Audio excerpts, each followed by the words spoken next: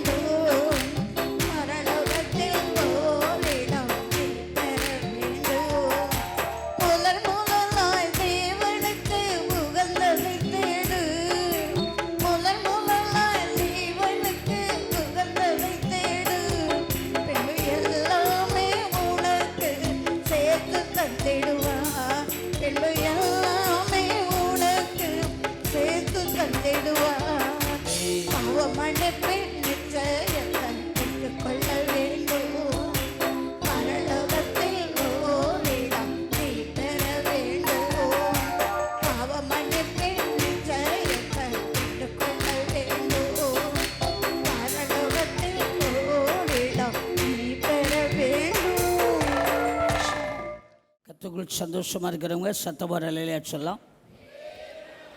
சந்தோஷமாக இருக்கிறவங்க மட்டும் ஒரு அலையிலே சொல்லுங்களேன்.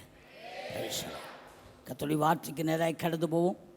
யோசுவாவின் புஸ்தகம் 1வது அதிகாரம் 9வது வசனம். பலம் கொண்டு திடமனதாய் இரு, திகையாதே, கலங்காதே. நீ போகும் இடமெல்லாம் உன் தேவனாகிய கர்த்தர் உன்னோடே இருக்கிறார் என்றார். இது மாதத்திலே ஆண்டவருடைய ஆவியானவர் ஒத்தாசை கொண்டு சொல்கிற வார்த்தை, நீ போகும் இடமெல்லாம் உன் தேவனாய் கர்த்தர் உன்னோடே இருக்கிறார். இந்த வசனத்தை நாம் இப்படி வாசிக்கும்படியாக சொல்கிறேன்.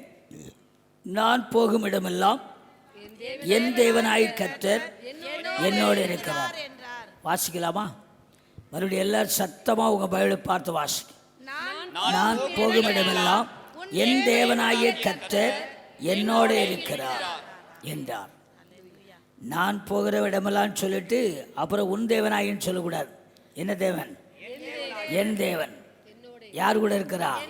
என்னோட இருக்கிற. எத்தனை பேர் விசுவாசிக்கிறோம்? ஆமென், அல்லேலூயா. இப்போ இதை தொடர்ந்து கர்த்தருடைய ஆவியானவர் ஒத்தாசை கொண்டு நாம் கர்த்தருடைய வார்த்தை கேட்க போகிறோம். இன்னைக்கு செய்தியின் தலைப்பு இங்கே வாசிக்கிறோம், நீ போகும் இடமெல்லாம். அதில் நான் போகும் இடமெல்லாம் என் தேவனாய் கர்த்தர் என்னோட இருக்கிறார். இப்போ யார் கூட கர்த்தர் இருப்பார்? அதான் செய்தியின் தலைப்பு. அல்லேலூயா. யார் கூட கர்த்தர் இருப்பார்? இப்போ உங்களை கேட்டால் ஒவ்வொருத்தரும் ஒவ்வொரு காரியம் சொல்லுவீங்க. நான் இன்றைக்கி சொல்கிற காரியத்தை கொஞ்சம் கவனமாய் கேளுங்க. அதுபோல் நான் ஏற்கனவே சொல்லிருக்கு போல் கொஞ்சம் ஃப்ரெண்டில் முன்னாடி வந்தால் நல்லாயிருக்கும். கர்த்தர்களை அதிகமாக ஆசீர்வதிப்பார். யார் கூட கர்த்தர் இருப்பார்? இந்த வார்த்தை நல்லா தான் இருக்குது. அதாவது நான் போகும் இடமெல்லாம் என் தேவனாய் கர்த்தர் என்னோடு இருக்கிறார். அதற்கு நான் யாராக இருக்கணும்? அதான் இன்றைக்கி செய்தி. யார் கூட கர்த்தர் இருப்பார்? நான் இந்த காரியத்தை, இந்த வசனத்தை 1ஆம் தேதி சொல்லும் பொழுது உங்களுக்கு சொன்னேன். அந்த வசனத்தில் சொல்லப்பட்டிருக்கிறது, நான் உனக்கு கட்டளையிடவில்லையா, பலங்கொண்டு திடமனதாயிரு, திகையாதே, கலங்காதே அப்படின்னு சொல்கிறார். இந்த 9 வசனத்துக்குள்ள 3 இடத்துல இந்த காரியம் சொல்லப்பட்டிருக்கு. திகையாதே, கலங்காதே அப்படிங்கிற வார்த்தை பலங்கொண்டு திடமனதாயிருன்னு சொல்லி எங்கெங்கே இருக்குது பாருங்கள். எங்கெங்கே இருக்குது? நான் வீட்டில் போய் படிச்சிங்களா படிக்கலான்னு தெரியல. 7ஆம் வசனம் வாசி பாருங்கள். என் தாசனாகிய மோசே உனக்கு கற்பித்த நியாய பிரமாணத்தின்படியெல்லாம் செய்ய கவனமாய் இருக்க மாத்திரம் மிகவும் பலம் கொண்டு திடமனதாயிரு. நீ போகும் இடமெல்லாம் புத்திமானாய் நடந்து கொள்ளும்படிக்கு அதை விட்டு வலதுபுறம் இடதுபுறம் விலகாதிருப்பாயாக. இப்ப 6ஆம் வசனம் வாசிங்க. பலம் கொண்டு திடமனதாயிரு, இந்த ஜனத்தின் பிதாக்களுக்கு நான் கொடுப்பேன் என்று ஆணையிட்ட தேசத்தை நீ இவர்களுக்கு பங்கிடுவாய். ஆமென். 3 இடத்துல பார்க்கிறோம். அடுத்து இந்த வசனம் எப்பொழுது இந்த வாக்கு தத்துவம், இந்த 9ஆம் வசனம் வாசித்தமே, இந்த வாக்கு தத்துவம் எப்பொழுது சொல்லப்பட்டது? Very good. மோசே மரித்த பின்பு சொல்லப்பட்டது. யாருக்கு சொல்லப்பட்டது? யோசுவா. எப்படி யார் கூட இருந்தான்? மோசையோடு கூட இருந்தான். மோசே மரித்த பிற்பாடு சொல்லப்பட்ட வார்த்தை. அவனுக்கு சொல்லப்படுகிறது, திகையாத, கலங்காத, பலங்கொண்டு திடமானதாயிரு, நீ போகும் இடமெல்லாம் நான் உன் தேவனாய் கர்த்தர், நான் உன்னோடு கூட என்ன செய்வேன்? இருப்பேன். இப்போ இங்கே விஷயம் என்னன்னு சொன்னால், நான் அன்றைக்கு முதல் தேதியில் சொன்னேன், இயேசு கிறிஸ்துவை பின்பற்றின சீசர்கள் இயேசு உயிரோடு இருக்கிற காலத்திலெல்லாம் என்ன எதையுமே நினைக்கல. நமக்கு ஒரு பாஸ் இருக்கிறார், எல்லாத்தையும் அவர் நினைச்சுவார், பார்த்து கொள்வார். அவர் கூட போனால் நல்ல சாப்பாடு கிடைக்கும், நல்ல மரியாதை கிடைக்கும், நல்ல பலவிதமான மேன்மை கிடைக்கும். அதனால் அவர் போதும் அப்படின்னு சொல்லியிருந்தாங்க. கெத்செமனிலே போகும் பொழுது, அருமையிலே கெத்செமனிக்கு போவதற்கு முன்பதாக ஆண்டவர் தான் அடைய போகிற பாடு மரணத்தை குறித்து, அதாவது கல்வாரி சிலுவையிலே அடைய போகிற பாடு மரணத்தை குறித்து அவர்களுக்கு விளக்க ஆரம்பித்தார். ஆரம்பிக்கும் பொழுது என்ன நடந்துச்சுன்னு சொன்னால், அவர்களுக்குள்ளே என்ன வந்துச்சு? கலக்கம் வந்துடுச்சு, ஒரு பயம் வந்துடுச்சு. ஐயையோ நம்ம அப்படித்தானே சொல்லி அதை தொடர்ந்து நீங்கள் படிச்சுட்டே வந்தீங்கன்னா, யோவான் சுவிசேஷத்தில் ரொம்ப தெளிவாக சொல்லியிருப்பார். படிச்சுட்டு இயேசு கெத்செமனியில் அரெஸ்ட் பண்ணப்பட்ட உடனே சின்னாபின்னமாக சிதறி போயிட்டாங்க. அடுத்து என்ன ஆகுமோ, அடுத்து நம்மளை என்ன செஞ்சிருவாங்க, பிடிச்சாலும் பிடிப்பாங்க அப்படிங்கிற நிலைமையில் இப்போ நான். ஆனால் ஒரே ஒரு சீசனை குறித்து வாசிக்கிறோம், தூரத்தில் அவர் பின்பற்றி போனான்னு சொல்லி. அந்த சீசன் தான் திடீர்னு சொல்லி கைத்தட்டி கூப்பிட ஆரம்பிச்சிட்டான். எப்பா தலைவர் போயிட்டாரு, காரியமெல்லாம் முடிச்சு, இனிமேல் நம்ம விட்டுட்டு வந்த வலை, படகு, கடல், அங்கே போகிறேன், வரீங்களா அப்படின்னு கூப்பிட்டான். கூப்பிட்ட மாத்திரத்தில் எல்லாரும் போயிட்டாங்க. போய் பார்த்தீங்கன்னா ராம் முழுவதும் என்ன செய்தாங்களாம்? பிரயாசப்பட்டார்கள். எல்லாம் நம்ம படித்த சம்பவத்தை சொல்கிறேன். பிரயாசப்பட்டு அவர்களுக்கு ஒன்றும் கிடைக்கவில்லை. மிக வெக்ஸான நிலைமையில், விரக்தியான நிலைமையில், பயமும் திகிலும் கலக்கமும் அவர்களை ரொம்ப ஆட்டி படைக்க ஆரம்பிச்சு, அடுத்த வேளை சாப்பாட்டுக்கு என்ன என்பது அவர்களுக்கு கேள்விக்குறியாயிற்று. இந்த நிலைமையில தான் ஆண்டவர் இயேசு, உயிர்த்தெழுந்த இயேசு மறுபடியும் அவர்களை என்ன செய்தார்? தேடி வந்தார். அவர்களுக்கு நல்ல ஆகாரத்தோடு வந்தார். வரும்பொழுதும் கூட அருமலே தூரத்தில் அவர் வருகிற பொழுது இயேசுன்னு அறியாமல் ஏதோ யாரோ வருகிறார், ஒரு ஆவி வருகிறதாக பார்த்தார்கள். பிற்பாடு பேதுரு இயேசுதான் சொல்லி அறிஞ்ச உடனே அவர் சொன்னான், ஆண்டவரே நீ தெய்வமானால் அந்த கடலில் நீ நடந்து வரீர், நானும் நடக்க எனக்கு என்ன செய்யும்? உத்தரவு தாருடா. கொடுத்தாரு. நடந்தான் பார்க்கிறோம். நடந்து அவன் திடீர்னு மூழ்கிட்டான். அந்த இடத்துல தான் பயமும் கலக்கமும் திகிலும் அவனும். இயேசுவை பார்க்கறதை விட்டுட்டு கடலை பார்த்தா, சூழ்நிலையை பார்த்தா, அமிழ்ந்து போனான்.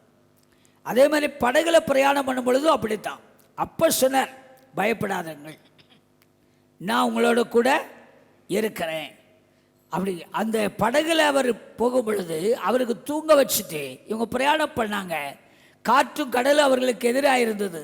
அமிழத்தக்கதான சூழ்நிலை வந்த பொழுது, ஐயரே நாங்கள் சாக போகிறோம், உமக்கு கவலை இல்லையா அப்படின்னு கேட்டாங்க. கேட்ட பொழுது ஆண்டவர் எழுப்பி காற்றையும் கடலையும் அதட்டினார். இறையாதே, அமைதலாயிரு என்று சொல்லி அதட்டினார். அப்பொழுது காற்றும் கடலும் இவருக்கு கீழ்ப்படுகிறதே, இவர் யாரோ அப்படின்னு பொழுது அந்த இடத்துல சொன்னார், அற்ப விசுவாசிகளே ஏன் பயப்பட்டீர்கள்? இப்படியெல்லாம் சொல்லி வந்த ஆண்டவர் தான் அடைய போகிற பாடு மரணத்தை குறித்தும், அருமலே அவர் இரத்த சிந்துதலை குறித்தும், உயிரை கொடுக்கிற விஷயத்தை குறித்தும் சொன்ன பொழுது அவருடைய இருதயம் பாரம் அடைய ஆரம்பித்ததாம், கலங்க ஆரம்பித்ததாம், திகைப்பு வந்துச்சு. அப்போ தான் யோவான் சுவிசேஷம் 14ஆம் அதிகாரத்தில் இயேசுவான சொன்னார். ஒரு 3 வசனம் வாசிங்களேன். 1, 2, 3. யோவான் 14வது அதிகாரம். உங்கள் இருதயம் கலங்காதிருப்பதாக தேவனிடத்தில் விசுவாசமாயிருங்கள், என்னிடத்தில் விசுவாசமாயிருங்கள். என் பிதாவின் வீட்டில் அநேக வாசஸ்தலங்கள் உண்டு. அப்படி இல்லாதிருந்தால் நான் உங்களுக்கு சொல்லியிருப்பேன். ஒரு ஸ்தலத்தை உங்களுக்காக ஆயத்தம் பண்ண போகிறேன். நான் போய் உங்களுக்காக ஆயத்தம் பண்ணின பின்பு நான் இருக்கிற இடத்துல நீங்களும் இருக்கும்படி நான் மறுபடியும் வந்து உங்களை என்னிடத்தில் சேர்த்துக் கொள்ளுவேன். பிரைஸ் தி லார்ட் என்று சொன்னார். இப்ப அடுத்த வசனம் வாசிங்க. நான் போகிற இடத்தை அறிந்திருக்கிறீர்கள், வழியையும் அறிந்திருக்கிறீர்கள் என்றார். தோமா அவரை நோக்கி, ஆண்டவரே, நீர் போகிற இடத்தை அறியோமே, வழியை நாங்கள் எப்படி அறிவோம் என்றார். போதும். இப்ப நான் முதலாவது வசனத்துக்கு வருகிறேன். இயேசு கிறிஸ்து தான் அடைய போற பாடு மரணத்தையும் இரத்த சிந்துதலையும் உயிரை கொடுக்கிற காரியத்தையும் அவர்களுக்கு தெளிவாக சொல்லும் பொழுது அவருடைய இருதயம் என்ன செய்ய ஆரம்பித்தது? கலங்க, பயப்பட, திகைக்க ஆரம்பித்தது.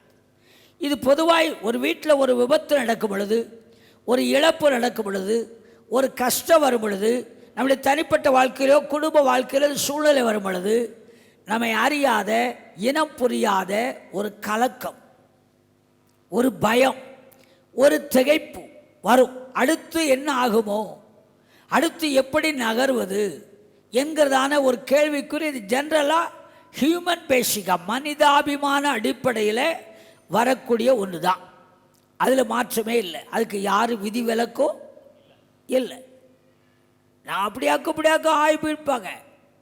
ஆனால் இப்படிப்பட்ட திடீர் ஒரு இழப்பு, திடீர் ஒரு பிரச்சனை, திடீர் ஒரு நஷ்டம், திடீர் ஒரு விபத்து, திடீர் ஒரு கஷ்டம் வந்துட்டா அருமலே நம்ம அறியாமல் திகைத்து போய் மலைத்து போய் நிற்போம். என்னை குறித்து எல்லாருமே சொல்லுவாங்க, பாசு எதுக்குமே அசர மாட்டார், எதுக்குமே கலங்க மாட்டார் அப்படின்னு. ஆனால் அநேக நேரத்தில் கலங்கி கண்ணீர் விட்ட அனுபவங்கள் இருக்குது. இல்லையா? ஏன்னா நானும் யார் தான்? மனுஷன் தானே. அதனால சில ஈடுகட்ட முடியாத, தாங்க முடியாத, விடை தெரியாத நிலைமையில் கலக்கமும் பயமும் திகைப்பும் வரத்தான் செய்யும். எனக்கு மாத்திரமல்ல, அன்றைக்கு சிறுசலுக்கு மாத்திரமல்ல, இன்றைக்கு இருக்கிற உங்களுக்கும் எனக்கும் அப்படிப்பட்ட சூழ்நிலை கடந்து வரலாம். அந்த இடத்துல கர்த்தர் சொல்றாரு, என்ன சொல்றாரு? அதற்கு இயேசு, நானே வழியும் இல்ல, முதலாவது வசனம், உங்கள் இருதயம் கலங்காதிருப்பதாக, உங்கள் இருதயம் கலங்காதிருப்பதாக.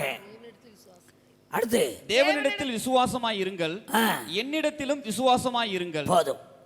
யாருக்கு கர்த்தர் உங்க கூடவே இருப்பார் என்கிறதுக்கு முதல் பேஸ், நம்பர் 1 விசுவாசம். ஆண்டவர் மேல பூரண விசுவாசம் வைத்திருக்கிறவர்கள் யாரோ அவர்கள் வாழ்க்கையில கலக்கத்தையும் பயத்தையும் ஆண்டவர் என்ன செய்ய முடியும்? மாற்ற முடியும். அதற்கு உதாரணம், படகுல இயேசு போனார், படுத்து தூங்க வச்சுட்டாங்க, செயல்பட விடாமல் வச்சுட்டாங்க. அதே மாதிரி கானா ஒரு கல்யாணத்தில் இயேசு அழைத்திருந்தார்கள், அவரை உட்கார வச்சுட்டாங்க. அங்கு குறைவு வந்தது, பிரச்சனை வந்தது. அப்போ ஐயோ என் அவமானம் வந்துடுச்சே அப்படிங்கிற ஆடி ஓடி கலங்கி இதுக்கு என்ன செய்வது என்ற பொழுது அங்கே இயேசு இருக்கிறார் என்கிறதை காட்டினார்கள். அதே மாதிரி படகுல அப்படித்தான். அதே மாதிரி இயேசுவை மரித்து விட்டார், இனி உயிர்த்தெழுவாரா என்கிறதை விசுவாசியாத சீஷர்கள் மறுபடியும் பழைய நிலைமைக்கு போனாங்க. அப்பொழுது அவர்களுக்கு பயமும் கலக்கமும் திகைப்பு வந்தது. இப்போ இயேசு தான் அடைய போற பாடு மரணத்தையும், என்னை பிடிப்பார்கள், அடிப்பார்கள், உபத்திரப்படுத்துவார்கள், என்னுடைய சரீரம் பிளக்கப்படும், கடைசி சொட்டு இரத்த வரையில் பூமியில் சிந்தப்படும், என்னை சிலுவையில் ஆணி அடித்து கொலை செய்வார்கள், ஆனாலும் 3ஆம் நாள் என்ன செய்வேன்? உயிரோடு கூட எழுந்திருப்பேன் என்று சொன்னார். அது சொன்ன வார்த்தையை கேட்ட உடனே அவர்களுக்கு கலக்கம் வந்தது. அவர்களுக்கு சொன்னாரு, உங்கள் இருதயம் கலங்காதிருப்பதாக. உங்கள் இருதயம் கலங்காதிருப்ப. இன்றைக்கு என் வார்த்தை கேட்கிற உங்களுடைய வாழ்க்கையில ஆவியானவர் சொல்லுகிற வார்த்தை, எதை குறித்து நீ கலங்காதிருப்பாயாக, உங்கள் இருதயம் கலங்காதிருப்பாயாக. அப்ப கலக்கம் மாறணும்னா அடுத்த ஸ்டெப் என்ன? அந்த வசனத்தில் அடுத்த வார்த்தை சொல்லுகிறது, தேவனிடத்தில் விசுவாசமாய் இருங்கள், என்னிடத்திலும் விசுவாசமாய் இருங்கள். ஆமென். தேவனிடத்தில் விசுவாசமாயிருங்கள், என்னிடத்தில் விசுவாசமாயிருங்கள். அப்ப விசுவாசிக்கிற பூரணமாய் அவரையும் அவருடைய வார்த்தையும் விசுவாசிக்கிற அல்லது நம்புகிற மனுஷன் ஒரு நாள் கலங்க வேண்டிய அவசியம் இல்லை. அவனுக்கு தான் கர்த்தர் சொல்றாரு, பலங்கொண்டு திடமனதாயிரும், உன் இருதயம் கலங்காதிருப்பதாக, திகையாதே, கலங்காதே, நான் உன்னுடைய கூட இருக்கிறேன். அந்த விசுவாசம் பூரணமாக இருக்க வேண்டும். விசுவாசம் என்று சொன்னால் என்ன? எபிரேயர் 11:1 வாசிக்கிறோம், விசுவாசமானது நம்பப்படில் உறுதியும் காணப்படாதவர்களின் நிச்சயமாக இருக்கிறது. எபிரேயர் 11:6 என்ன வாசிக்கிறோம்? விசுவாசம் இல்லாமல் தேவனுக்கு பிரியமாய் இருப்பது கூடாத காரியம். ஏனென்றால் தேவனிடத்தில் சேருகிறவர் அவர் உண்டென்றும் அவர் தம்மை தேடுகிறவருக்கு பலன் அளிக்கிறவர் என்றும் விசுவாசிக்க வேண்டும். ஆமென். இதுதான் விசுவாசம். இப்ப நம்முடைய விசுவாசம் என்ன? எனக்காக, என் பாவத்துக்காக இயேசு மனிதனாய் பிறந்தார். கடவுள் மனிதனாய் பிறந்தார். பிறந்தவர் இயேசு என்று சொன்னால் தமது ஜனங்களுடைய பாவங்களை நீக்கி ரட்சிப்பவர், விடுதலையாக்குபவர். என் பாவத்துக்காக அவர் பாடுபடவும் இரத்த சிந்தவும் உயிரை கொடுக்கவும் அவசியமாயிற்று. மரித்தவர் 3ஆம் நாள் உயிர்த்தெழுந்தார். உயிர்த்தெழுந்தவர் இப்போ எனக்காக ஒரு ஸ்தலத்தை ஆயத்தம் பண்ண போயிருக்கிறார். போனவர் திரும்ப தமக்காக காத்து கொண்டிருக்கிற என்னை அவரோடு கூட சேர்த்து கொள்ளும்படி திரும்ப வருவார். அல்லேலூயா என்று சொல்லி பூரணமாய் விசுவாசிக்க வேண்டும். எத்தனை பேருக்கு அந்த விசுவாசம் இருக்கு? உயிர்த்தெழுந்த இயேசுவும் கடைசியில் அதை சொல்லிட்டு போறார். அப்போ 1ஆம் அதிகாரத்தில் பார்க்கிறோம். அந்த 9ஆம் வசனத்தை வாசித்து பாருங்களேன். அப்போ 1:9. இவைகளை அவர் சொன்ன பின்பு அவர்கள் பார்த்து கொண்டு இருக்கையில் உயிரை எடுத்துக்கொள்ளப்பட்டார். அவர்கள் கண்களுக்கு மறைவாக ஒரு மேகம் அவரை எடுத்துக்கொண்டது. அவர் போகிற போது அவர்கள் வானத்தை அண்ணாந்து பார்த்து கொண்டு இருக்கையில் இதோ வெண்மையான வஸ்திரம் தரித்தவர்கள் 2 பேர் அவர்கள் அருகே நின்று, கலிலேயராகிய மனுஷரே, நீங்கள் ஏன் வானத்தை அண்ணாந்து பார்க்கிறீர்களா? உங்களிடத்தின்று வானத்துக்கு எடுத்துக்கொள்ளப்பட்ட இந்த இயேசுவானவர் எப்படி உங்கள் கண்களுக்கு முன்பாக வானத்துக்கு எழுந்தருளி போனாரோ அப்படியே மறுபடியும் வருவார் என்றார்கள். ஆமென். அப்படியே திரும்ப வருவார் என்றார்கள். நம்முடைய நம்பிக்கை, விசுவாசம் அதுதான். அப்படி முதலாவது பூரணமாய் விசுவாசிக்கிற, முதலாவது எப்படி விசுவாசிக்க வேண்டும் என்று சொன்னால், அவர்தான் தெய்வம், அவரை தவிர வேறொன்றும் இல்லை. அப்போஸ்தலர் 4:12 வாசி பாருங்க. அப்போஸ்தலர் 4:12. இன்னொருத்தர் 1 யோவான் 5:20. அவராலே அன்றி வேறொருவராலும் ரட்சிப்பு இல்லை. நாம் ரட்சிக்கப்படும்படிக்கு வானத்தின் கீழெங்கும் மனுஷர்களுக்குள்ளே அவருடைய நாமமே அல்லாமல் வேறொரு நாமம் கட்டளையிடப்படவும் இல்லை என்றான். Price the Lord. இது விசுவாசம். 1 யோவான் 5:20 என்ன வாசிக்கிறோம்? 1 யோவான் 5:20. இன்னொரு எரேமியா 10:10. அன்றியும் நாம் சத்தியம் உள்ளவரை அறிந்து கொள்வதற்கு தேவனுடைய குமாரன் வந்து நமக்கு புத்தியை தந்திருக்கிறார் என்றும், சத்தியம் உள்ளவரை அறிந்து கொள்வதற்கு தேவன் வந்து நமக்கு புத்தியை தந்திருக்கிறார் என்றும் அறிவோம். அவருடைய குமாரனாகிய இயேசு கிறிஸ்து என்னப்பட்ட சத்தியம் உள்ளவருக்குள்ளும் இருக்கிறோம். இவரே மெய்யான தேவன், அறிந்திருக்கிறோம், அவருக்குள்ள இருக்கிறோம். இவரே மெய்யான தேவனும் நித்திய ஜீவனுமாய் இருக்கிறார் என்றார். எரேமியா 10:10 என்ன வாசிக்கிறோம்? கர்த்தரோ மெய்யான தெய்வம், அவர் ஜீவனுள்ள தேவன், நித்திய ராஜா, அவருடைய கோபத்தினால் பூமி அதிரும், அவருடைய உக்கிரத்தை ஜாதிகள் சகிக்க மாட்டார்கள். போதும். அங்க முதல் வார்த்தை வாசிக்கிறோம், கர்த்தரோ மெய்யான தெய்வம். ஒன்றான மெய் தெய்வமாகிய உமையும் நீர் அனுப்பினவராகிய இயேசு கிறிஸ்துவை அறிவதுதான் நித்திய ஜீவன். இந்த விசுவாசம் முதல்ல ஒவ்வொரு விசுவாசிக்குள்ளே இருக்கணும். எத்தனை பேருக்கு இருக்குது? அல்லேலூயா. அவர்தான் தெய்வம். அடுத்த படி அவர் மூலமாய்த்தான் பாவ மன்னிப்பு, பாவத்தின் பரிகாரியாக, ஜீவ பலியாக எனக்காக பாடுபடவும் இரத்த சிந்த வந்தவர் இயேசு கிறிஸ்து. இன்னைக்கு உலகத்தில் இயேசு கிறிஸ்து பாடுபட்ட காலம் சொல்லி சிலுவை பாடுகளை தியானித்து கொண்டிருப்பாங்க. ஒவ்வொரு ஞாயிற்றுக்கிழமையும் அல்லது ஒவ்வொரு நாளும். இந்த கடந்த புதன்கிழமையிலிருந்து 40 நாள், அதாவது ஏப்ரல் 20ஆம் தேதி வரைக்கும் 19ஆம் தேதி வரைக்கும் இயேசு கிறிஸ்துடைய பாடு மரணங்களை தியானிப்பார்கள். அந்த நாட்களில் ரொம்ப அப்படியே உருக்கமாய் தியானிப்பார்கள். ஆனால் தேவனுடைய பிள்ளைகளுக்கு, விசுவாசிகளுக்கு நான் சொல்லுகிற காரியம், அதுவும் ரட்சிக்கப்பட்ட பெந்தகோஸ்தேக்காரர்களுக்கு இந்த லெந்து காலம், பாடுமரணத்தின் காலம் என்று சொல்லி ஒரு குறிப்பிட்ட காலம் கிடையவே கிடையாது. நான் இந்த மாதம் சாலேமின் தூதனில் அதை எழுதியிருக்கிறேன்.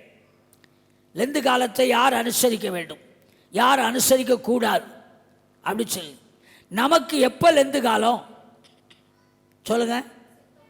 ஒவ்வொரு நாளும் இயேசு கிறிஸ்துவின் பாடுமரணத்தை தியானிக்கிறதுன்னு சொன்னால் அந்த தாழ்மை, பாவ மன்னிப்பு, அன்பு இருக்கும், தியாகம், அருமையிலே ஆண்டவருடைய சமூகத்தில் அந்த பாவ மன்னிப்பை பெற்றுக்கொள்வது, அவர் சிந்தின ரத்தம், அவர் பட்ட பாடுகள், அவர் கொடுத்த உயிரை கொடுத்த பலி, இதை தியானிக்கிறதாம்.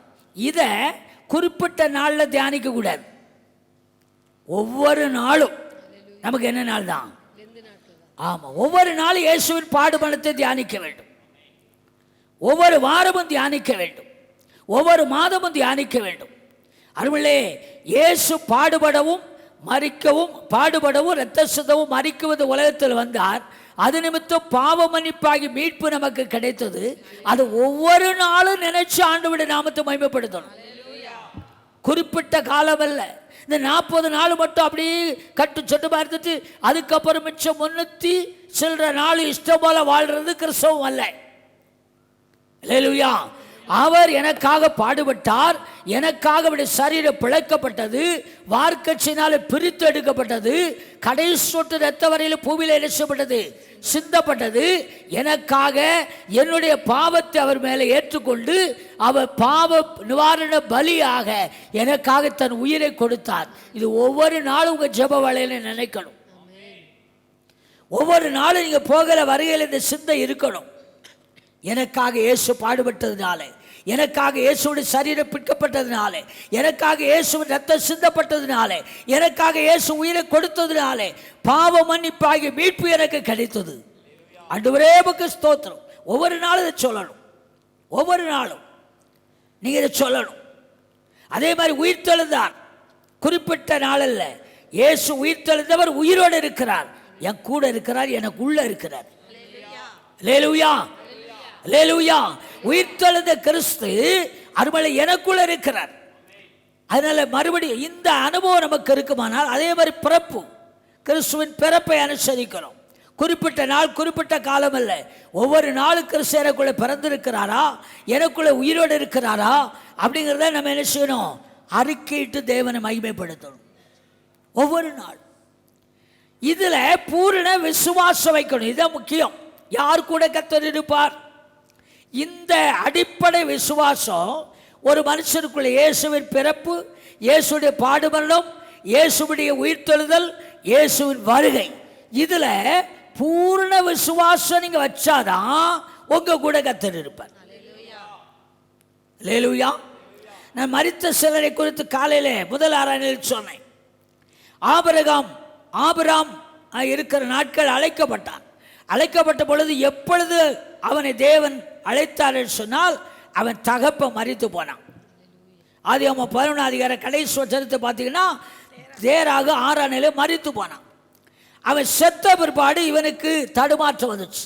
ஏன்னா பயங்கர விக்கிரகத்தை செய்து பெரிய அளவில் பயங்கரமான ஆசீர்வாதமாய் பொருளாதாரத்தில் இருந்த மனுஷன் தகப்பன் மரித்து போனான் என்ற உடனே அவனுக்குள்ள ஒரு திகைப்பு, ஒரு கலக்கம், ஒரு வெறுமை வந்த பொழுது கர்த்தர் அவரை சந்தித்தார்.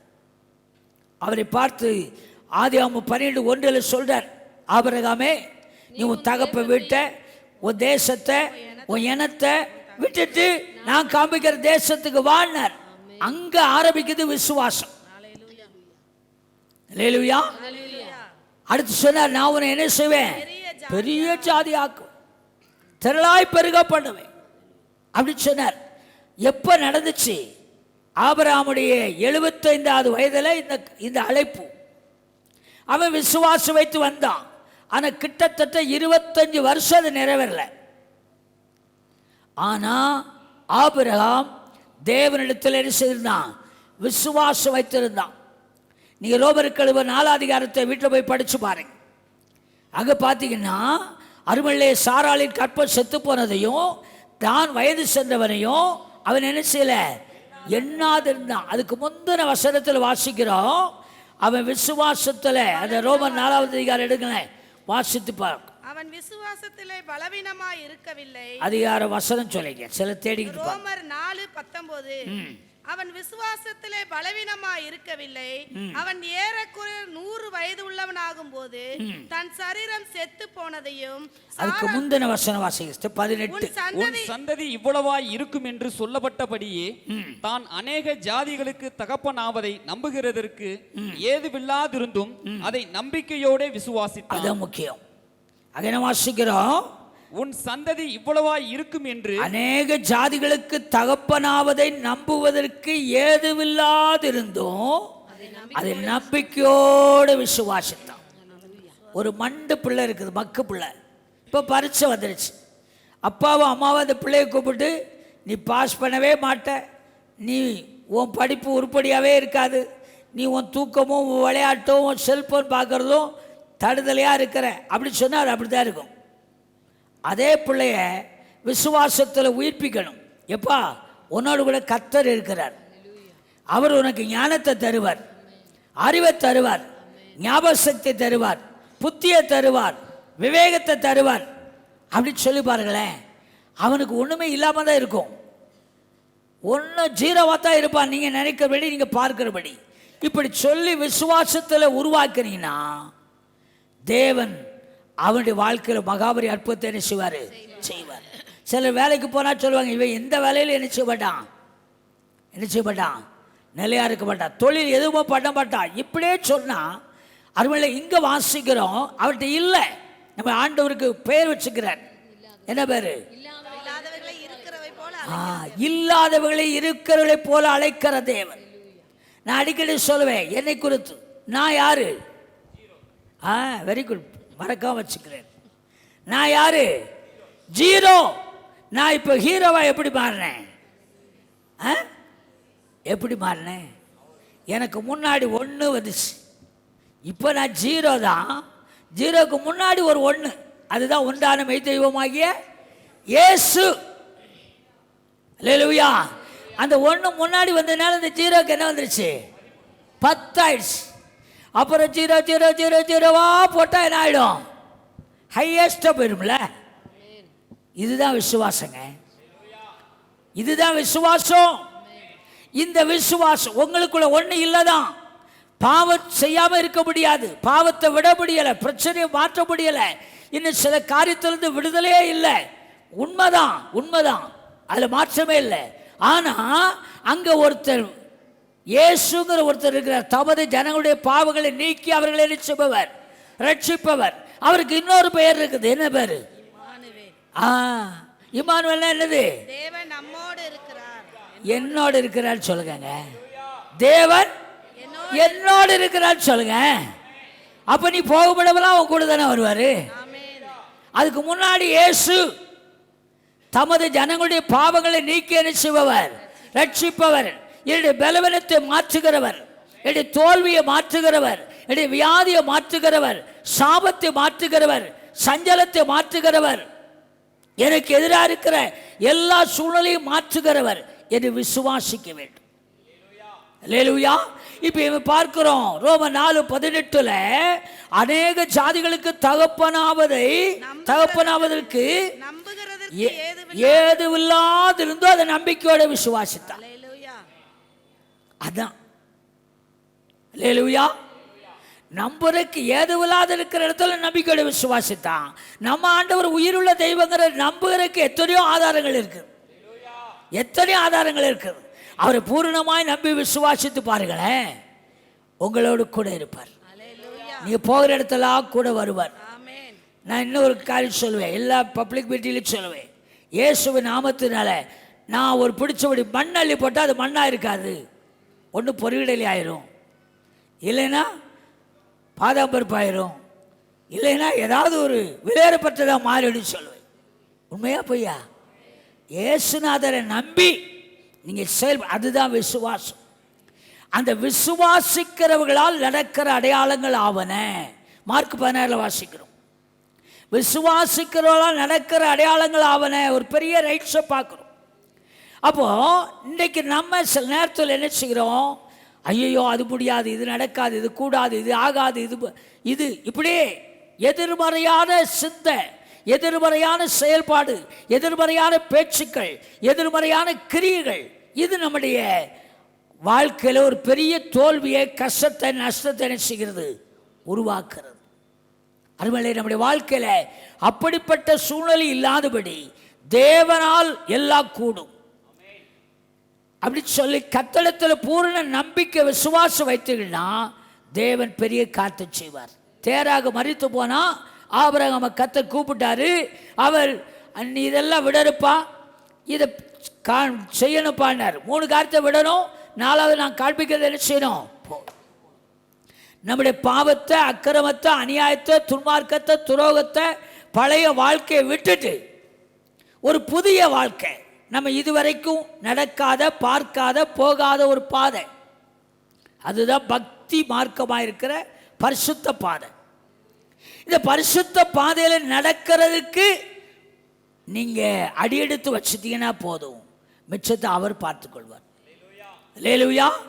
அதே மாதிரி நம்ம வாசித்த யோசுவாவின் புத்தகத்தில் மோசே மரித்த பின்பு யோசுவாவுக்கு சொல்லப்பட்ட காரியம் 2வது வாசி பாருங்க. என் தாசனாகிய மோசே மரித்து போனான், இப்பொழுது நீயும் இந்த ஜனங்கள் எல்லாரும் எழுந்து இந்த யோர்தானை கடந்து இஸ்ரவேல் புத்திரருக்கு நான் கொடுக்கும் தேசத்துக்கு போங்கள். நான் மோசேக்கு சொன்னபடி உங்கள் காலடி மிதிக்கும் எவ்விடத்தையும் உங்களுக்கு கொடுத்தேன். வனாந்தரமும் இந்த லீபனோனும் தொடங்கி ஐபிராத்து நதியான பெரிய நதி மட்டும் உள்ள ஏத்தியரின் தேசம் அனைத்தும் சூரியன் அஸ்தமிக்கிற திசையான பெரிய சமுத்திரம் வரைக்கும் உங்கள் எல்லையாய் இருக்கும். ஆமென். Praise the lord. இந்த இடத்துல நிறைய காரியங்கள் சொல்வது காரியம் உண்டு. நம்ம என்ன நினைப்போம்னா, ஒரு சின்ன காரியம் நடந்தால் போதும், அப்பா என் பிள்ளை படித்து பாஸ் பண்ணால் போதும், இல்லைன்னா படித்து வேலைக்கு போனால் போதும், இல்லைன்னா ஒரு தொழில் ஆரம்பித்தா போதும், இல்லைன்னா இந்த வியாதியிலிருந்து சுகமானால் போதும் அப்படிங்கிற லிமிட்டோடு இருப்போம். நம்ம ஆண்டவர் அப்படி அல்ல. அவர் உங்கள் ஒவ்வொருவரை குறித்து ஒரு பெரிய திட்டம் வச்சிருப்பார், பெரிய திட்டம் வச்சிருப்பார். இது போதும்னு நீங்கள் நினச்சிருப்பீங்க. இங்கே வாசிக்கிற பாருங்க, அந்த பெரிய சமுத்திரம் வரைக்கும் உங்கள் எல்லையாக இருக்கும். ஒரு சின்ன எல்லை போதும், 5 சென்ட் இடம் கிடச்சி, இல்லைன்னா 1.5 சென்ட் இடம் கிடச்சி ஒரு வீடு கட்டி நாம் பாட்டுக்கு உயிரோடு இருக்கிற காலத்தில் அல்லையிலையோ தோத்தர் போட்டுட்டு இருந்தால் போதும்னு நீங்கள் நினச்சிருப்பீங்க. அவர் 50 சென்ட் இடத்துல உங்களுக்கு ஒரு பங்களா கொடுப்பார். என்ன சத்தமே வர மாட்டேங்குது? 50 சென்ட் இடத்துல ஒரு பெரிய நீச்சல் குளத்தோட ஒரு பங்களாவை கட்டி தருவேன்னு சொல்லுவார். அப்போ நம்ம லிமிட்டேஷன் வேற, அவருடைய லிமிட்டேஷன் வேற. அல்லேலூயா. எப்போ இது நடக்கும்னா, நம்ம முதல்ல சொன்னபடி பூர்ண விசுவாசம் வேண்டும். அல்லேலூயா. விசுவாசிக்கிறவனுக்கு எல்லாம் கூடும், விசுவாசிக்கிறபடியே ஆகும். அப்படி நிறைய காரியத்தை பார்க்கிறோம். இப்போ இந்த காரியத்தை சொன்ன பிற்பாடு 5வது வசனத்தில் வரும்போது ஒரு காரியம் சொல்றார் பாருங்க. நீ உயிரோடு இருக்கும் நாளெல்லாம் ஒருவனும் உனக்கு முன்பாக எதிர்த்து நிற்பதில்லை. நான் மோசையோட இருந்தது போல உன்னோடும் இருப்பேன். நான் உன்னை விட்டு விலகுவதும் இல்லை, உன்னை கை விடுவதும் இல்லை. பலம் கொண்டு திடமனதாயிரு. இந்த ஜனத்தின் பிதாக்களுக்கு நான் கொடுப்பேன் என்று ஆணையிட்ட தேசத்தை நீ இவர்களுக்கு பங்கிடுவாய். Price the Lord. போதும். இங்க சொல்றாரு, நீ உயிரோடு இருக்க நாளெல்லாம் ஒருவனும் உனக்கு முன்பாக எதிர்த்து நிற்பதில்லை. நான் மோசையோடு இருந்தது போல உன்னோடு இருப்பேன். யோசுவாவுக்கு சொல்றார். தேராக மறிச்சிட்டான்னு கலங்கியிருந்த ஆபிரகாமுக்கு அப்படி சொன்னார், உன் இனத்தை, தேசத்தை, ஜனத்தை விட்டுட்டு வா, நான் காண்பிக்கிற தேசத்தில் போ, நான் உன்னை பெரிய அளவில் என்ன செய்வேன், ஆசீர்வதிப்பேன்னு சொல்றார். இங்க சொல்றாரு, நான் மோசையோடு இருந்தது போல உன்னோடு இருப்பேன். அதுக்கு முந்தி ஒரு காரியத்தை சொல்றாரு, நீ உயிரோடு இருக்கும் நாளெல்லாம் ஒருவனும் உனக்கு முன்பாக எதிர்த்திருப்பில்லை. இன்னைக்கு காலையில் முதல் அரணில் இதை சொன்னேன். ஒருவனும் என்கிற இடத்துல உங்களுக்கு எதிராக இருக்கிற ஒன்று உங்களுக்கு எதிர்த்து நிற்பில்லை. அல்லேலூயா.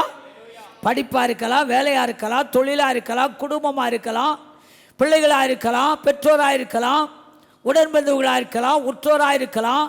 யார் யாருக்கு என்னென்ன காரியமெல்லாம் நீங்கள் நினச்சிட்டு போய் இது எனக்கு தடையாக இருக்குது, தடைக்கல்லாக இருக்குது, இது மட்டும் இல்லாமல் இருந்தால் நான் எங்கேயோ போயிருப்பேன் அப்படின்னு நீங்கள் நினைக்கலாம். ஆனால் கர்த்தர் சொல்றாரு, எதுவும் உனக்கு எதிராக நிற்காது. அல்லேலூயா.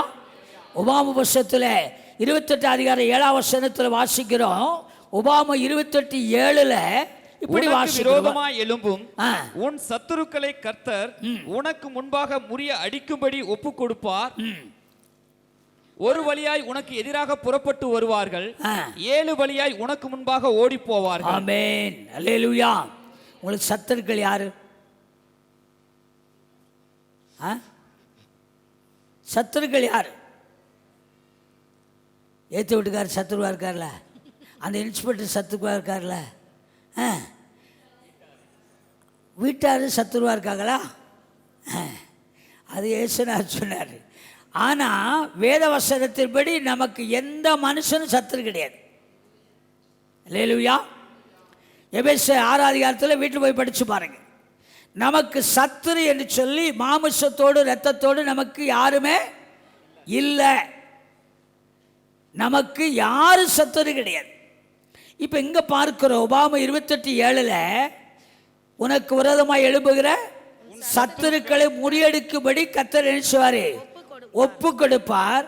அவன் ஒரு வழியா வருவான், 7 வழியா நினைச்சுவான், ஓடி போவான். பாரு, யோசுவாவின் புஸ்தகத்தில் பார்த்தீங்கன்னா அவனை தேடியும் காண மாட்டீங்கன்னு சொல்லு.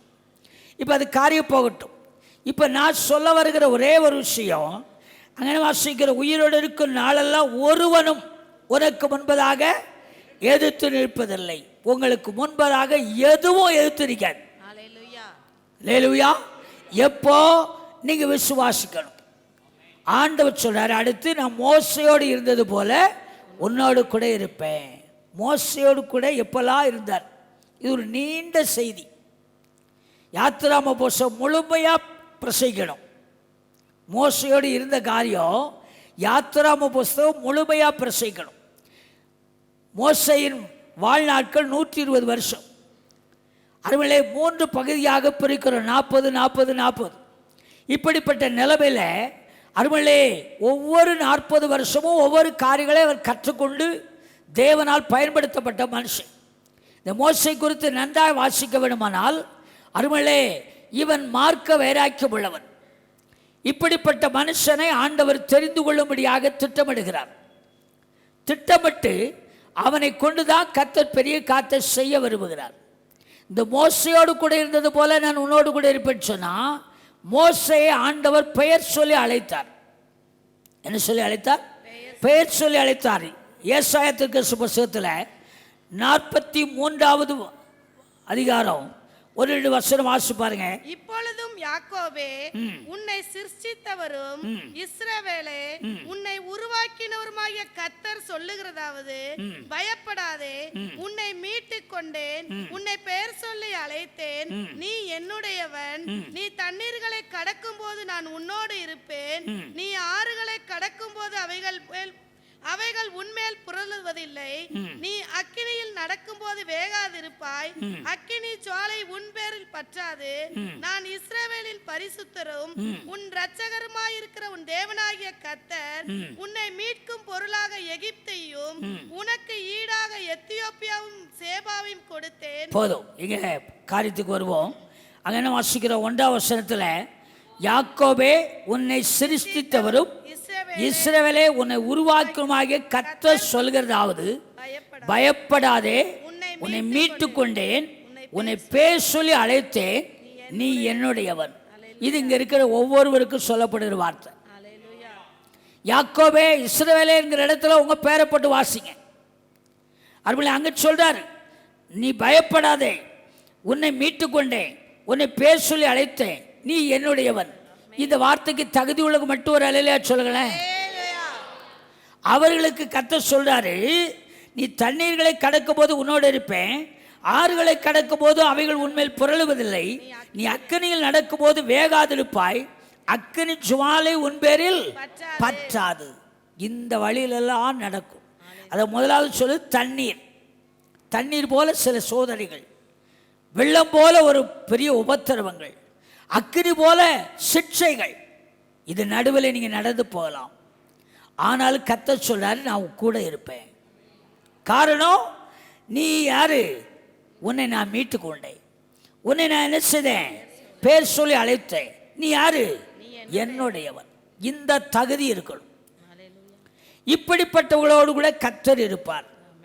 யாருக்கு இந்த தகுதி வரும்னு சொன்னால், நீங்கள் வீட்டில் போய் தயவு செய்து இந்த 41 அதிகாரமும் 42 43 வாசித்து பாருங்க. இதில் என்ன சொல்றார்?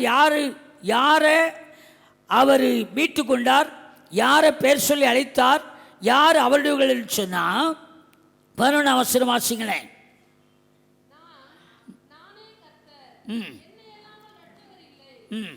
தொடர்ந்து வாசிங்க.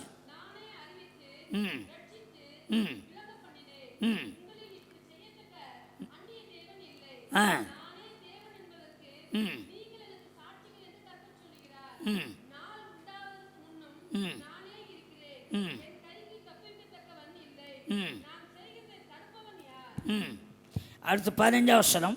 நானே உங்கள் பரிசுத்தராகிய கர்த்தரும் இஸ்ரவேலின் சிருஷ்டிகரும் உங்கள் ராஜாவும் ஆனவர். ஆமென். போதும். நீங்கள் தொடர்ந்து இந்த அதிகாரத்தை வீட்டில் போய் படித்து பாருங்க. யாரை அவர் மீட்டுக்கொள்கிறார், யாரை பேர் சொல்லி அழைக்கிறார், யாரை அவருடையவர்களாய் மாற்றுகிறார் என்று சொன்னால், வானத்தின் கீழே பூமிக்கு மேலே நான் தான் கர்த்தர் சொல்கிறார்ல, அவர்தான் எனக்கு தெய்வம், அவர்தான் என்னை மீட்டுக்கொள்ளுகிறவர், அவர்தான் என் இரட்சகர், அவர்தான் எனக்கு எல்லாவற்றுக்கும் எல்லாமே சொல்லி தன்னை விசுவாசித்து அர்ப்பணிக்கிற நபர் யாரோ அவர்களுக்குத்தான் இந்த வாக்கு தத்துவம். தண்ணீர்களை கடக்கும் போது, ஆறுகளை கடக்கும் போது, அக்னியில் நடக்கும் போது நான் உன் கூட என்ன செய்றேன்? இருக்கிறேன்னு சொல்றார். அதனால் இந்த காரியத்தில் அந்த வசனத்தை பார்க்கிறோம். அக்னியில் நடக்கும் போது அக்னி ஜுவாலை ஒன்று என்ன செய்யாது? பற்றாது அப்படி சொல்றதை பார்க்கும். இப்போ தேவ சமூகத்தில் அருமையிலே நம்மை சேதப்படுத்தாதபடி நம்முடைய வாழ்க்கையில் எல்லா சூழ்நிலையிலும் நம்மோடு கூட இருந்து நடத்துகிற கர்த்தர் அவரை தவிர வேறுவர் இல்லை என்று சொல்லி பூரணமாய் விசுவாசிக்க வேண்டும். அப்படிப்பட்டவர்களுக்கு தான் கர்த்தர் மோசையோடு இருந்தது போல என்ன செய்வாராம்? நம்மோடு கூட இருப்பார். அந்த வசனத்தை வாசி பாருங்க. யோசுவா 1 அதிகாரம் 5 வசனத்துல, உயிரோடு இருக்கும் நாளெல்லாம் ஒருவனும் உனக்கு முன்பாக எதிர்த்து நிற்பதில்லை. நான் மோசையோடு இருந்தது போல உன்னோடும் இருப்பேன். நான் உன்னை விட்டு விலகுவதும் இல்லை, உன்னை கைவிடுவதும் இல்லை. ஆமென். அது என்ன வாசிக்கிறோம்? நீ உயிரோடு இருக்க நாளெல்லாம் ஒருவனும் என்கிற இடத்துல ஒன்றும் உனக்கு எதிராக செய்யாது. இது எப்படி அப்படின்னா, பூரண விசுவாசம் இருந்தால் மாத்திரமே இந்த காரியத்துக்குள்ளே நம்ம வர முடியும். இல்லாத பட்சத்தில் என்ன செய்ய முடியாது? நாம் செயல்பட முடியாது. மார்க் 16 அதிகாரத்தில் வாசிக்கிறோம், விசுவாசிக்கிறவர்களால் நடக்கிற அடையாளங்கள் ஆவன. இப்போ விசுவாசம் வேண்டும். மோசையோடு கூட இருந்தது போல உன்னோடு கூட இருக்கிறேன்னு சொன்னால், மோசையோடு கூட கர்த்தர் இருந்தார். எப்போ இருந்தார்னு சொன்னால், மோசே கர்த்தரை தரிசித்தான், கர்த்தருடைய வார்த்தையை கேட்டான், கர்த்தருடைய வசனத்தின்படி கர்த்தருடைய செயலும்படி தன்னை ஒப்பு கொடுத்தான். யாத்திராமோசத்தில் வாசிக்கிறோம் 3வது அதிகாரத்தில் 1வது வசனம் முதல் வாசிக்கலாம். மோசே மீதியான் தேசத்து ஆசாரியனாய் இருந்த தன் மாமனாகிய எத்திரோவின் ஆடுகளை மேய்த்து வந்தான். அவன் ஆடுகளை வனாந்தரத்தின் பின்புறத்திலே ஓட்டி தேவ பர்வதமாகிய ஓரேப் மட்டும் வந்தான். அங்கே கர்த்தருடைய தூதனானவர் ஒரு முட்செடியின் நடுவிலிருந்து உண்டான அக்கினி ஜுவாலையிலே நின்று அவனுக்கு தரிசனமானார். அப்பொழுது அவன் உற்று பார்த்தான். முட்செடி அக்கினியால் ஜுவாலித்து எரிந்தும் அது வெந்து போகாமல் இருந்தது. அப்பொழுது மோசே, இந்த முட்செடி வெந்து போகாது இருக்கிறது என்ன? நான் கிட்டே போய் இந்த அற்புத காட்சியை பார்ப்பேன் என்றான். அவன் பார்க்கும்படி கிட்ட வருகிறதை கர்த்தர் கண்டார். முட்செடியின் நடுவிலிருந்து தேவன் அவனை நோக்கி, மோசே மோசே என்று கூப்பிட்டார். அவன், இதோ அடியேன் என்றான். அப்பொழுது அவர், இங்கே கிட்டி சேராயாக, உன் கால்களில் இருக்கிற பாதரட்சையை கலற்றி போடு, நீ நிற்கிற இடம் பரிசுத்த பூமி என்றார். போதும். இங்கே வாசிக்கிறோம் 2வது வசனத்தில், கர்த்தருடைய தூதனானவர் முட்செடியின் நடுவிலிருந்து உண்டான அக்கினி ஜுவாலையிலே நின்று. இப்போ இது நமக்கு எல்லாருக்கும் நன்றாய் தெரியும். அவன் மாமனுடைய ஆடுகளை அருமையிலே வனாந்தரத்தில் ஒரு மலையின் அடிவாரத்தில் வைத்து கொண்டு இருக்கிறாங்க. வாசிக்கிறோம், அவன் ஆடுகளை வனாந்தரத்தின் பிற்புறத்தில் ஓட்டி தேவ பர்வதமாகிய ஓரே பர்வதத்தில் பார்க்கும். அங்கே கர்த்தர் பட்ட பகலிலே மத்தியான வேளையிலே பச்சை பசையில் இருக்கிற கருவேல செடியில் ஒரு பெரிய வக்கப்படப்பு எரிகிற மாதிரி தீப்பிடிச்சு எரிகிறது. ஆனால் அங்கே ஒரு பெரிய அற்புதம் பார்க்கிறான். தீப்பிடிச்சு எரிகிறது. அந்த செடியில் உள்ள ஒரு இலையில் தீ வாடையோ தீ வாசனையோ தீயினுடைய தன்மையோ இல்லை. அது பச்சை பசையில் இருக்கு. ஆனால் அந்த நடுவில் கர்த்தர் அங்கே இருக்கிறதை பார்க்கும். அல்லேலூயா. அவன் வேகமா இது என்ன அற்புதமாக இருக்கிறது, இது என்ன அதிசயமாக இருக்கிறது, இது என்ன ஆச்சரியமாக இருக்கிறதுன்னு சொல்லி அவன் வேகமாக கிட்டி சேருகிறான். கிட்டி சேரும் பொழுதுதான் அவனை பார்த்து கர்த்தர் அவனை பேர் சொல்லி கூப்பிடுறார். ஏசாயாவில் வாஸ்தவம் அல்லவா? பெயர் சொல்லி கூப்பிடுகிற தேவன். அவனை பார்த்து மோசே மோசே சொல்லி நினைச்சாரு, பெயர் சொல்லி கூப்பிடுகிறதை பார்க்கிறோம். அல்லேலூயா. அங்க வாசி பாருங்க 4ஆம் வசனம். அவன் பார்க்கும்படி கிட்ட வருகிறதை கர்த்தர் கண்டார். முச்செடியின் நடுவிலிருந்து தேவன் அவனை நோக்கி மோசே மோசே என்று கூப்பிட்டார். அவன் இதோ அடியேன் என்றார். ஆமென். இப்போ பேர் சொல்லி அழைக்கிற தேவன் பார்க்கும். அல்லேலூயா. அதுக்கு முந்தின பகுதியை பார்க்கிறோம். 3ஆம் வசனம். அப்பொழுது மோசே இந்த முச்செடி வெந்து போகாதிருக்கிறது என்ன, நான் கிட்ட போய் இந்த அற்புத காட்சியை பார்ப்பேன் என்றார். ஆமென். இந்த அற்புத காட்சியை பார்ப்பேன் என நம்முடைய ஆண்டவருக்கு ஏசாயா 9:6 பார்க்கிறோம்.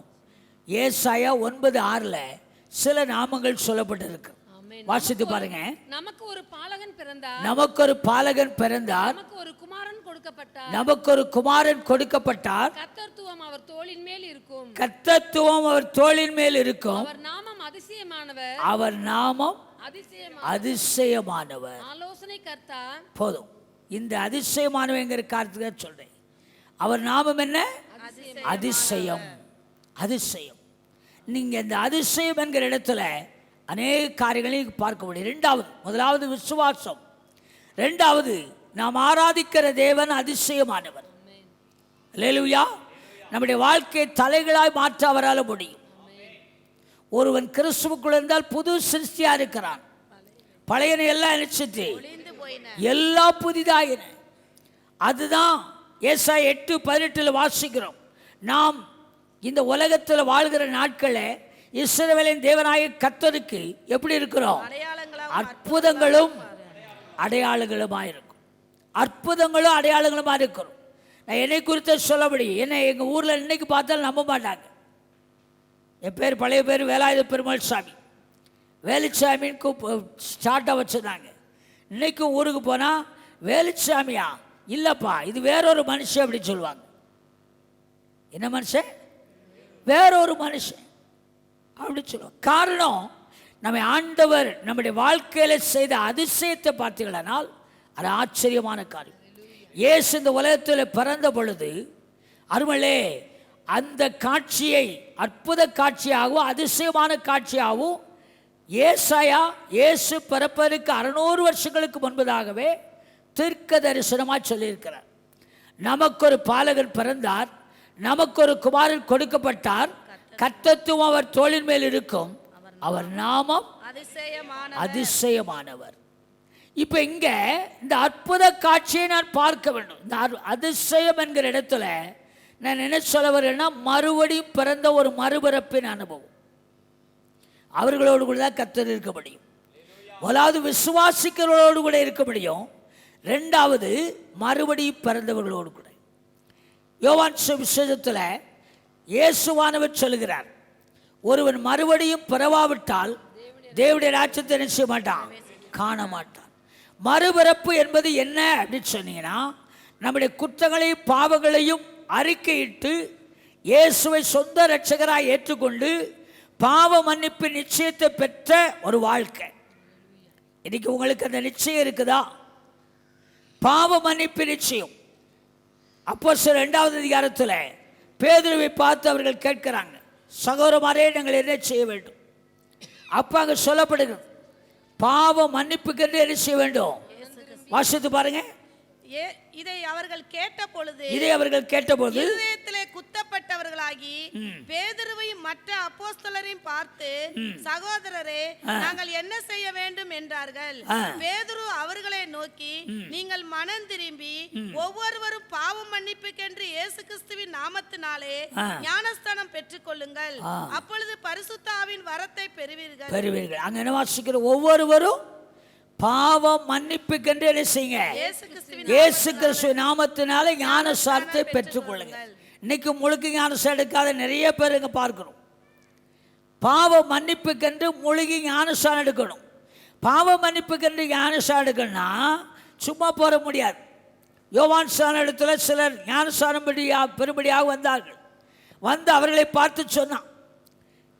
யோவான் ஸ்நானை கேட்டான், விரியன் பாம்பு குட்டிகளே, வரும் கோபத்துக்கு உங்களுக்கு வழிகாட்டினவன் யார் அப்படின்ன பொழுது அவர்களை குறித்து பார்க்கிறோம். அவர்கள் தங்கள் பாவங்களை அறிக்கையிட்டு அவனிடத்தில் என்ன செய்தார்கள்? ஞானஸ்நானத்தை பெற்றுக்கொண்டார்கள். பாவங்களே, சிலருக்கு பாவ உணர்வே இருக்காது. அது 37 வசனத்தில் என்ன வாசிக்கிறோம்? அப்போஸ்தலர் 2:37. இதை அவர்கள் கேட்ட பொழுது எதை கேட்டாங்க? தேவனுடைய வார்த்தை. என்ன வார்த்தை? இயேசுவை குறித்து தெளிவா பேதுரு பிரசங்கம் பண்ணார். ஜீவாதிபதியாக அவரை நீங்க என்ன செய்தீங்க? உங்கள் அக்கிரமங்களினாலும் பாவங்களினாலும் நீங்க அவரை சிலுவையில் அடித்தீர்கள் என்று சொன்ன பொழுது, அருமையாளே, அவர்கள் முன்பதாக அறியாமல் செய்து விட்டார்கள். இப்பொழுது குற்றங்களை பாவங்களை உணர்த்தின பொழுது பாவ உணர்வு அவர்களுக்குள்ள வந்தது, குற்ற உணர்வு வந்தது.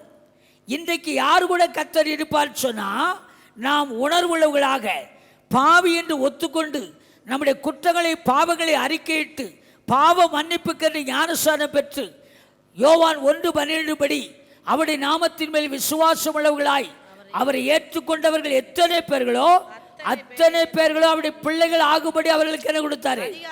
அதிகாரம் கொடுத்தார். பாவத்தில் வாழ்கிற மனுஷனோட ஆண்டவர் இருக்க மாட்டார், கூட வரமாட்டார். வருவாரா? ஏன் வர மாட்டார்? அவர் பாவம் இல்லாதவர், அவர் மகா பரிசுத்தமுள்ள தெய்வம். அதனாலே உங்களுடைய பாவங்களையும் குற்றங்களையும் அறிக்கையிட்டு பாவ மன்னிப்புக்கென்று ஞானஸ்நானம் பெற்று பாவம் இல்லாத ஒரு பரிசுத்தமுள்ள வாழ்க்கை வாழ்கிறவங்களோடு கூட நீ போகும் இடமெல்லாம் கர்த்தர் உன்னோடு இருப்பார். அல்லேலூயா. பாவ மன்னிப்பு நிச்சயம் இல்லாம மேலெழுங்காம, அருமலே, கஷ்டப்பட்டு சம்பாதிக்காம, கஷ்டப்பட்டு வேலை செய்யாம, கஷ்டப்பட்டு படிக்காம, பாஸ் பண்ணணும், பணம் சம்பாதிக்கணும், முன்னேறினா அது முடியாத கதை. தவறான பாதையில் தான் அந்த காரியங்களை செய்ய முடியும். அதனால் நம்முடைய வாழ்க்கையில் பரிசுத்த ஜீவியம் என்பது இயேசு நம்மோடு கூட வரணும். நம்ம போகிற இடமெல்லாம் நம்ம கூட இருக்கணும். நமக்கு முன்பதாக ஒன்று எதிர்த்து நிற்கக்கூடாது. மோசையோடு இருந்தது போல நான் உன்னோடு கூட இருப்பேன் அப்படி சொன்னார்னா அந்த வார்த்தை வச்சுக்கிட்டு நம்ம தேர்த்திக்கிட்டு இருக்க முடியாது. பூரணமாய் அவர்தான் தெய்வம், அவர்தான் ரட்சகர், அவர் மூலமாக தான் மீட்பு, அவர் மூலமாக தான் விடுதலை, அவர் மூலமாக தான் பாவ மன்னிப்பு, அவர் மூலமாக தான் பரிசுத்த வாழ்க்கை, அவர் மூலமாக தான் பரலோகம் என்கிறத பூர்ணமாய் விசுவாசிக்க வேண்டும். விசுவாசித்தவர்கள் நடைமுறையில் தங்கள் குற்றங்களையும் பாவங்களையும் மீறுதலையும் அறிக்கையிடணும். எப்படி? உணர்வுள்ளவர்களாய் அறிக்கையிடணும். அந்த வார்த்தையை கேட்ட பொழுது அவர்கள் இருதயத்தில் என்ன செய்தார்கள்? குத்தப்பட்டவர்களாகி, சகோதரமாரே நாங்கள் என்ன செய்யணும் அப்படி கேட்ட பொழுது இயேசு அங்க பேதுரு சொன்னார், நீங்க உங்களுடைய பாவங்களை குற்றங்களை அறிக்கையிட்டு பாவ மன்னிப்புக்கு என்ன செய்ய? ஞானஸ்நானத்தை பெறுங்கள், அப்பொழுது பரிசுத்த ஆவியின் வரத்தை செய்வீர்கள், பெறுவீர்கள் சொன்னார். கர்த்தர் நம்மோடு கூட இருக்கணும் அப்படி சொன்னா வெறும் விசுவாசம் மாத்திரம் போதாது. அருமையிலே, பாவங்களை குற்றங்களை அறிக்கையிட்டு தேவனிடத்தில் ஒப்பு கொடுக்க வேண்டும். இங்க மோசே அந்த பெயர் சொல்லி அழைக்கப்பட்டான். அழைக்கப்பட்ட அவனுடைய காரியத்தில் அவனை நீ இஸ்ரவேல் ஜனங்களை எகிப்திலிருந்து விடுதலை ஆக்கணும் அப்படின்னு சொன்னார். முதலாவது விடுதலை ஆக்கணும் என்னால் முடியாதுன்னு சொன்னான். அப்போ பார்த்தீங்கன்னா நம்ம அங்கே வாசிக்கிறோம், நான் வயது சென்றவன், திக்கு நாவு, மந்த நாவு, என்னால் முடியாது நடக்காது சொல்ல உடனே, என்னால் முடியவே முடியாது சொல்ல உடனே ஆண்டவர் அவனை பார்த்து சொன்னார், நீ என்னப்பா வச்சிருக்கிறான்னு சொன்னார். அவன் என்ன வச்சிருந்தான்? அவன் ஊண்டி நடக்கிறதுக்கு ஒரு கோல் வச்சுருந்தான். கோலை என்ன செய், கீழே போடுனார். போட்ட உடனே என்னாச்சு, பெரிய பாம்பு. நம்ம நடுவில் அப்படி ஒரு கோலை போட்டு பாம்பு பூன்னா எப்படி இருக்கும், பயந்து நடுங்கிட்டான். அப்போ சொன்னார், அது வாழை பிடிப்பார். என்ன செய், வாழை பிடி அப்படின்னார். பிடிக்க முடியுமா? ஒரு பாம்பு கிருன்னு அப்படி படம் எடுத்து நிற்கிற வாழை பிடினா பிடிக்க முடியுமா? அவன் என்ன செஞ்சான், அதுதான் விசுவாசமும் கீழ்ப்படிதலும். அல்லேலூயா. கீழ்ப்படிச்ச உடனே என்னாச்சு பிடிச்ச உடனே அடுத்து ஒன்று சொன்னார், உன் கையை என்ன செய், ஓ மடியில் போடுனார். போட்டான். என்னாச்சு, வெண்குஷ்டமாயிடுச்சு. ஐயோன்னு அலறி துடிச்சிருப்பான். என்ன ஆச்சு அப்படின்னு மறுபடி போடுனார். சிறுபுள்ள கையை போல நினைச்சுது. இதான் அதிசயம், இதான் மாற்றம். மோசைய அவன் முதலாவது சுய பலத்தில் சுய ஞானத்தில் அவன் அந்த மார்க்க வைராக்கியத்தின்படி அந்த ஜனங்களை விடுதலை ஆக்குவதற்கு நான் அடித்து கொண்டு போடுவேன், பலமாக அதை செஞ்சிருவேன். இப்போ நம்மளும் தான் சில நேரத்தில் சில பிரச்சனை வரும்போது, சில கஷ்டம் வரும்பொழுது ஒரு கை பார்த்துருவோம், அவனா நானான்னு சொல்லி. மாமியார்ட்ட கூட மாமியாரா நானான்னு என்ன செய்வோம், பார்ப்போம்.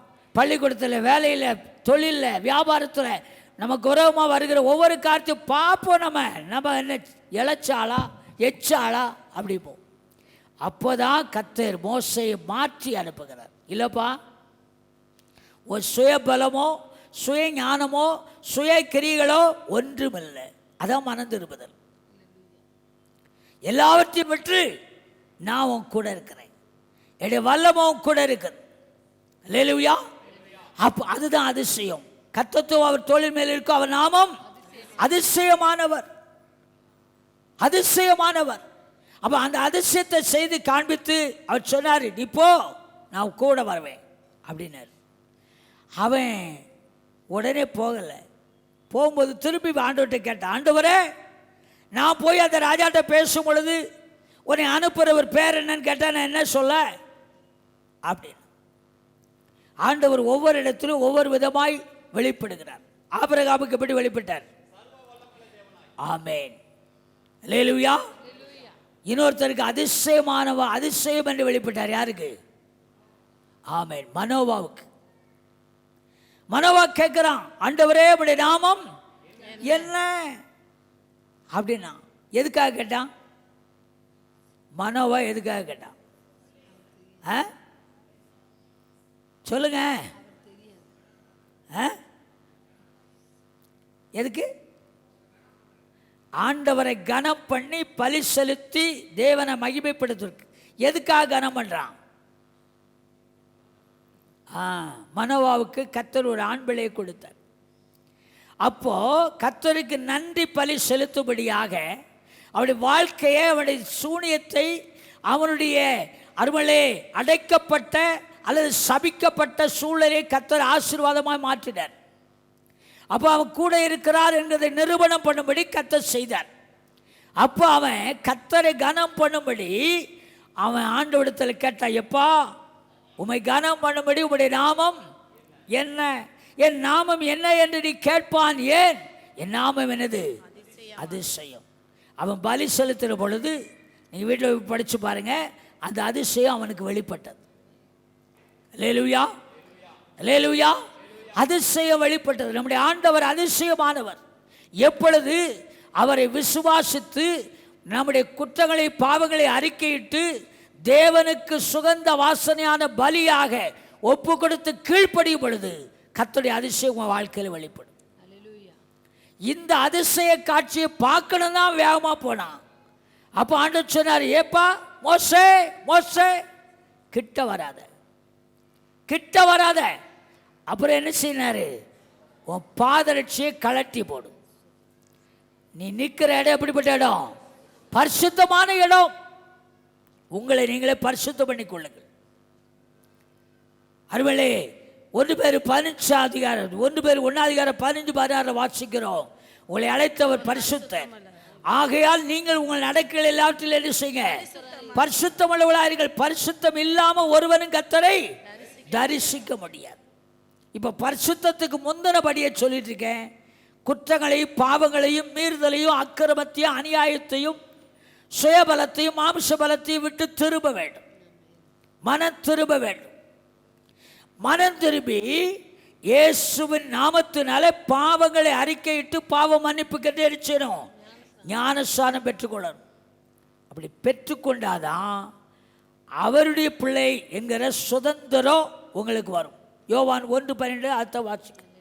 அவருடைய நாமத்தின் மேல் விசுவாசம் உள்ளவர்களாய் அவர் ஏற்றுக்கொண்டவர்கள் எத்தனை பேர்களோ அத்தனை பேர்களும் அவருடைய பிள்ளைகள் ஆகும்படி அவர்களுக்கு அதிகாரம் கொடுத்தார். அப்போ இப்போ முதல்ல விசுவாசிக்க வேண்டும்.